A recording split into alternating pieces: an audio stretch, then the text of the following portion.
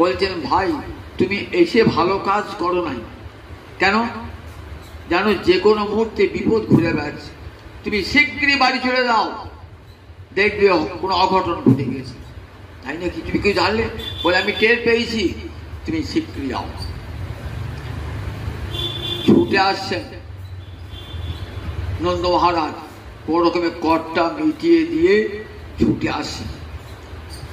আর এদিকে সেই ফাঁকে নন্দ মহারাজ নাই তো, সেই ফাঁকে ঢুকেছেন নন্দালয়ে।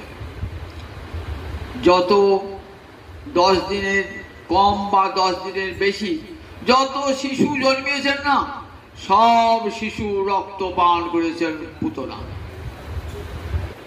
ঘুরতে ঘুরতে সবাই তো ভয়ে আটকে উঠেছেন, ঘুরতে ঘুরতে নন্দালয়ে প্রবেশ করেছেন।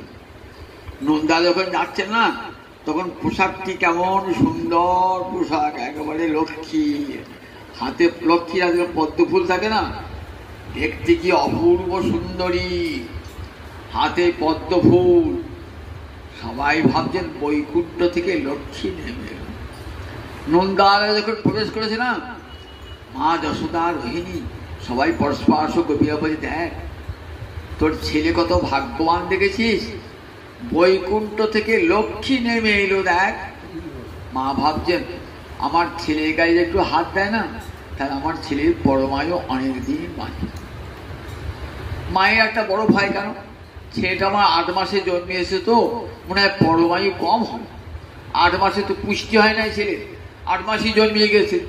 মায়ের অন্তরে সব সময় ভয়, ছেলেটা বোধহয় আমার মরে যাবে। সব মায়ের অন্তর হয়, একবার যদি লক্ষ্মী গায়ে হাত বুলিয়ে দেয় না, তাহলে আমার ছেলেটা দীর্ঘজীবী হবে, এই মনে ধারণা। এসেছেন তো সন্ত্রস্ত হয়ে, বাবরে কি সৌভাগ্য, আজ গোপাল এসেছে বলে বৈকুণ্ঠে লক্ষ্মী নেমে এলেন আমাদের বাড়িতে।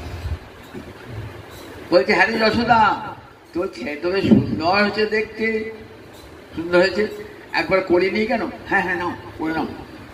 কোলে তো নিয়েছেন, যখন কোলে নেবেন না, দেখেছেন 6 দিনের শিশু। 6 দিনের শিশু হলে কি হবে? ভগবত্তা তো যায় না। ভগবান যখন যে রূপে জন্মান না কেন, মৎস্য কুর্ম বরাহ যে রূপে জন্মান না কেন, ভগবানের ভগবত্তা সব সময় ভগবানের সঙ্গে থাকে। সুখদেব বলছে, মহারাজ অব্যাহত ঐশ্বর্য, ভগবানের ঐশ্বর্য ব্যাহত হয় না। 6 দিনের শিশু হলে কি হবে? যেই পুতনাকে দেখেছেন না, তখন